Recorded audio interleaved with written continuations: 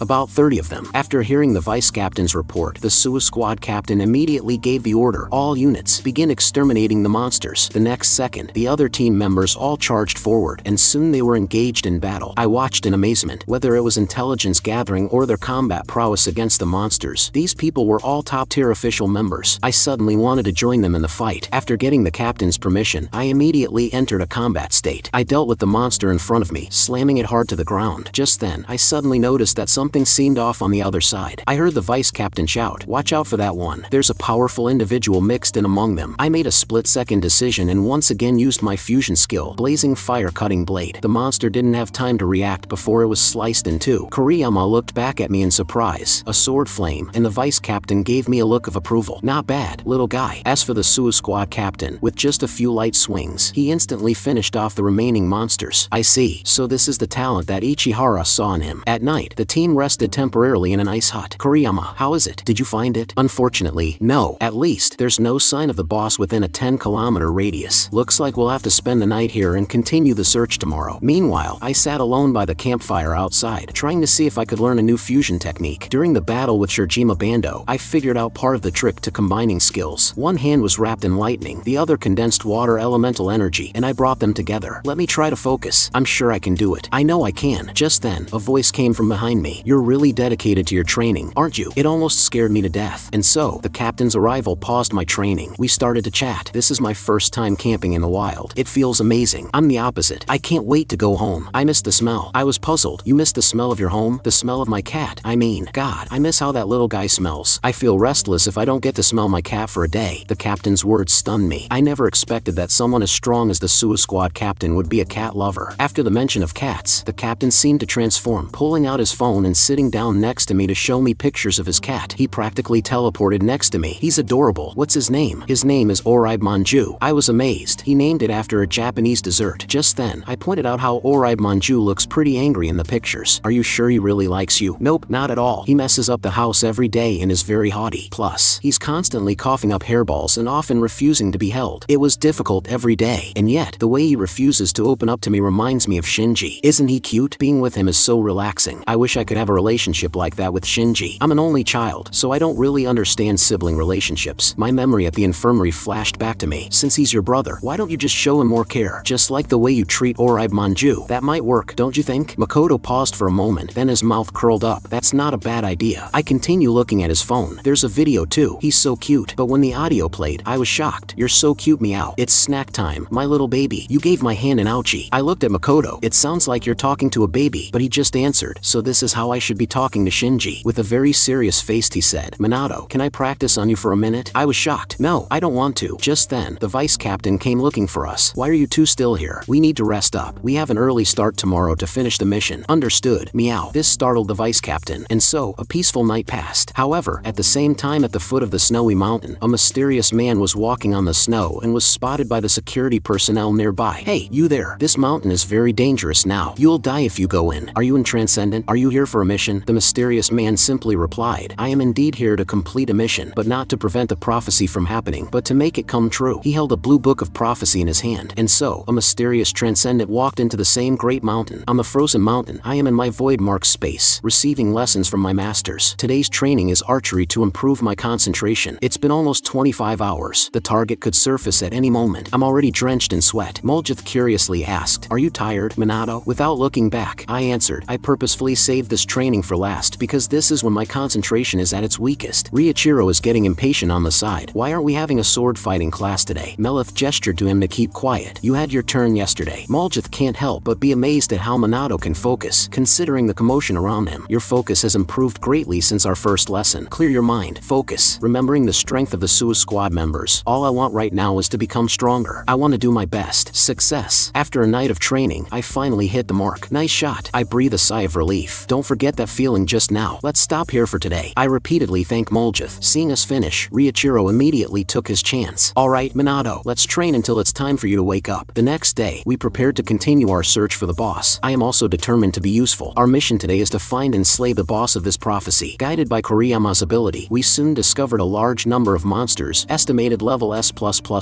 In the void space, the progenitors were watching everything unfold. The mission seems awfully easy, Eiler commented while painting her nails. Lilac also agreed. Since the squad members were all skilled warriors, he doubted there would be any dangers. However, Melith looks at Hayao Makoto. What's wrong? You look troubled. I'm not entirely sure yet, but for some reason, although they managed to deal with them all smoothly, my heart is trembling with an ominous feeling. We've finished slaying the monsters. Just then, Kuriyama detected a massive energy. It was approaching at high speed, most likely the boss. The next second, a giant humanoid monster appeared before us. Boss, the secret god, Carmides, level unknown. Manakashi's eyes furrowed. It has a completely different aura from the other monsters. The Suicide Squad immediately sprang into action. Kuriyama used his his golden threads to bind the boss's arms, while the vice captain struck a powerful blow to its ankle. The other team members unleashed their skills on the boss, simultaneously attacking it. Manakashi's eyes widened. After the barrage, it remained unscathed. Just then, I leaped high into the air. Riichiro's words echoed through my mind. Don't hesitate. Focus only on their life force. I also remembered Shinomiya's words. Faced with a powerful enemy, I don't save anything for later. I used my strongest attack right from the start. The best thing I could do right now was use my strongest fusion skill, Blazing Fire Cutting Blade. To my disbelief, my attack had no effect at all, and what awaited me was a fierce blow from the boss. I was sent flying several meters away. Minato, are you alright? I would have been in serious trouble if it weren't for that ice column. It's too strong. Manakashi and the others retreated back. This is clearly the reason this prophecy was ranked 1. Her brows furrowed. Captain, we're counting on you. All of you, stand back. Leave this to me. Kuriyama quickly dragged me from the battlefield, leaving only the Suo squad captain to face the boss alone. The boss raised its 2 longswords and swung them viciously at the captain. I can't help but call out, Captain Suo. After the dust settled, the captain was unharmed, looking at his opponent coldly. I see, you are indeed strong. The boss raised its 2 longswords again. The captain blocked it, and after one strike, the boss's arms were completely severed. Riichiro, who's watching from the void-marked space, can't help but be amazed. He's not bad at all for a modern transcendent. I'd love to fight him sometime. Hey, Minato, do you mind if, before he could even say it, I immediately declined. I'm not going to lend you my body. If possible, I'd like my team members to gain experience fighting a boss like you, but I'll have to get rid of you myself. The Suo squad members immediately put up a barrier. The captain took his stance, Imperial Crimson Dragon, and flames erupted, instantly engulfing the surroundings. The captain pivots into the blaze, eyes locked on the boss. Heat ripples around him as his blade drinks the fire and blooms scarlet. Crimson light. I watched in shock. The boss was sliced in 2. This looks like my flame sword, but it's much stronger. Is this the strength of the Suo squad captain? Unfortunately, this is the end. It's our job to protect this world. Meow. I was taken aback. It's like he's completely possessed by that cat. It's a completely different sword style compared to Riichiro. His techniques are leagues above the current me. This is awesome. I found someone else that I want to learn from. The captain then delivered another sword strike, cutting the boss in half at the waist. We cheered in triumph. We won. However, the next second, the captain's arm vanished. What's happening? Looking behind, a circular hole had appeared in the barrier, and a hole of the same size had appeared in Kuriyama's chest. I watched in horror as other team members were also attacked and fell one by one. What on earth is happening? We were just fighting a boss as a team, and just as we were about to win, we were ambushed. I looked behind me in disbelief. A bloody hole had appeared in Kuriyama's chest. I rushed forward, wanting to support him as he was about to fall, but he, seeing me, used his last strength to push me away. The next second, an unknown attack pierced Kuriyama again. Shit, how could this be? That attack didn't even appear on my radar. Captain, I'm so sorry. His body grew cold, and blood stained the snow. It's alright. Captain is a smart guy. I'm sure he now noticed where our enemy is. Forgive me, Captain, but the attacks didn't stop. Another teammate fell. How could this be? Everyone, get down. Find cover. This is a skill attack. The remaining squad members dashed to protect themselves. Looking at the cold bodies on the ground, the Suo squad captain's face was grim. The pain of his severed arm was nothing compared to his current rage. Even the barrier couldn't defend against the attack. This must be a characteristic of the opponent's skill. Anything it touches is erased, and based on the direction of the attack, the enemy must be in this location and dash to the enemy's location. Manakashi called out to Captain Makoto, but just after the Suo squad captain left, the boss that had been cut in half at the waist regenerated. The vice captain, seeing this, quickly pulled himself together. We'll take care of this one. Can you move, Minato? But at this moment, I knelt on the ground, devoid of any will to fight. Warrentine, could you please heal everyone? I looked at my fallen comrades before me. Please save them. There must be a way. I'm sorry, Minato, but no matter the skill, I couldn't resurrect your comrades from death. I was silent for a moment. I see. I then called out to the progenitors, Riichiro, Tak Wong, Eilerson, all of you. Riichiro, seeing my current state, knew I could no longer continue fighting. During the battle with Shirjima Bando, Riichiro had to help me in the end. This time, for sure, I will finish this mission with my own hands. I'm sorry, but please, I need your help. Leave the rest to us. The next second, Riichiro took over my body, and my aura changed instantly. Captain Makoto was sprinting in one direction. Kuriyama's radar had a range of a 3-kilometer radius, which meant the enemy was outside that range, and my arm and Kuriyama's body were hit by a single attack simultaneously. In other words, the enemy was directly in line with both of us. Makoto Suo normally suppresses his own power in order to let his members grow. With his speed and keen eyesight, he easily spotted the target in the distance. A mysterious man stood silently in the snow, his hands in his pockets. Seeing the man, the Suo squad captain thought of his fallen comrades. Takaru, Hizano, Kawase, Miromi, rest assured that I will make sure you didn't die in vain. Crimson light. A massive flame shot towards the mysterious man. A black sphere appeared, and both the slash and the flame were nullified. I didn't expect you to find me so quickly. As expected of the strongest, the Suo squad captain. Captain Makoto was stunned, thinking he neutralized both my slash and fire blast. If your left arm were still intact, I'd probably be dead. Well, it's only a what if. Now, just die for me. With that, all the dark spheres around the man exploded and shot forward. Captain Makoto swung his longsword upwards with great force, kicking up a cloud of snow that obscured the man's vision. The next second, he appeared behind the man. The one who should die is you. He swung his sword fiercely at the man's neck. However, to his surprise, not only did his sword break, but his body was also struck by the opponent's dark sphere. Suicide Squad Captain, you were too careless. It's only natural to try to behead an opponent, but you're actually the one who is close to death. Captain Makoto gritted his teeth, damn it, and attacked once again. The man dodged and kicked Captain Makoto's wound. I told you, it's useless. Are you sure about that? The next second, Captain Makoto struck the man's chest with the hilt of his sword, sending the man flying several meters. You only stopped attacking after a few shots when you were sniping us. A skill that can erase almost anything can't be used indefinitely. You must have consumed a lot of energy. The man immediately stood up. Do you really think so? Even if you're right, your disadvantage won't change. The fact that you're weaker than me right now. Weaker? He replied as if mocking the man. The Suicide Squad has 3 unbreakable rules. He clenched his sword. Number 3. He then ignited a blazing fire, and the arm that had been bleeding was cauterized, stopping the blood. Every weakness must be overcome. Imperial Crimson Dragon Self-Destructive Flame Blast. Are you planning to burn your life force? Fine. In that case, let me help you. Faces of his squad flashed in his mind. Don't worry everyone, I won't let you down. Don't you dare look down at the Suicide Squad. Defeated, utterly defeated. Seeing my dead comrades on the ground, I was completely desperate, having lost all will to fight. I'll leave the rest to you all. Leave the rest to us. With that, the ancestors in my marked space took over my body. My aura suddenly changed. Meanwhile, Manakashi and another member were fighting the boss. How is it still powerful? I can't beat it alone. She called out to me. This is not good. He completely lost the will to fight after seeing Takaru and the others die. However, she looked at me in surprise, as if sensing something. I slowly stood up, looking quietly into the distance. The enemy is over there. I then flew past the vice captain at high speed, shattering the newly resurrected boss with a single kick. At this moment, it was Eilerson controlling my body. The vice captain looked at me in disbelief, but I paid them no mind and walked straight into the distance. How dare you make our disciple cry? Let us progenitors take it from here. On the other battlefield, the two sides were locked in a fierce battle. Captain Makoto